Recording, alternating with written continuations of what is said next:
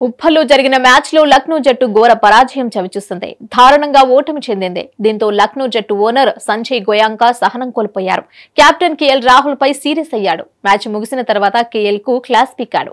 ఈ వీడియో ప్రస్తుతం వైరల్ గా మారింది. గోయాంకా తీరును నెటిజన్లు తప్పుపడుతున్నారు. ఆటల తర్వాత గెలుపోటములు సహజం. ఓ మ్యాచ్ లో అద్భుతంగా ఆడిన జట్టు ఆ తర్వాతి మ్యాచ్ లో దారుణంగా ఆడవచ్చు, ఘోర పరాజయం చెందవచ్చు. అంత మాత్రాన ఆ జట్టును పనికిరాని జట్టుగా ముద్ర వేయలేం. ఆ జట్టుకు సారథ్యం వహిస్తున్న కెప్టెన్ పైనే మొత్తం బాధ్యత మోపలేం. లక్నో సూపర్ జెట్స్ జట్టు యజమానికి ఈ విషయాలు అస్సలు తెలియవేమో. అందుకే కెప్టెన్ కేఎల్ రాహుల్ పై చిందులేశాడు.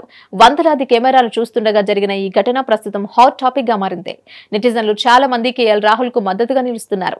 లక్నో జట్టు యజమాని సంజయ్ గోయాంకాను తప్పుపడుతున్నారు. డ్రెస్సింగ్ రూమ్ కి వెళ్లిన తర్వాత తన అసంతృప్తిని వెళ్లగక్కవచ్చు కదా అని నెటిజన్లు ప్రశ్నిస్తున్నారు.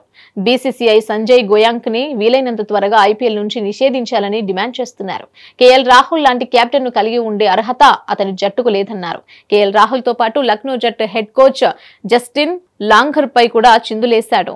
పరాజయాన్ని జీర్ణించుకోలేకపోయాడు. అదుపు తప్పి మాట్లాడాడు. కెప్టెన్ కోచ్ ను తీవ్రంగా తప్పుపట్టాడు. హైదరాబాద్ లో మే 8వ తేదీన జరిగిన మ్యాచ్ లో లక్నో జట్టు 20 ఓవర్లలో 4 వికెట్లు కోల్పోయి 165 పరుగులు చేయగలిగింది.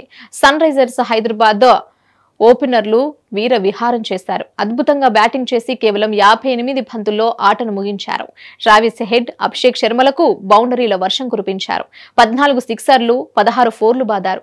బౌండరీల ద్వారానే 148 పరుగులు పిండుకున్నారు. సన్ రైజర్స్ చేతిలో ఘోర పరాజయం పాలైన లక్నోకు ప్లే ఆఫ్ అవకాశాలు కష్టంగా మారింది. ఆ టీం తన తదుపరి 2 మ్యాచ్లను తప్పక గెలవాల్సిన పరిస్థితి ఏర్పడింది. దీంతో ఆ జట్టు యజమాని అదుపు తప్పాడు. వందలాది కెమెరాల ముందు కెప్టెన్ కోచ్ ను నిలదీశాడు.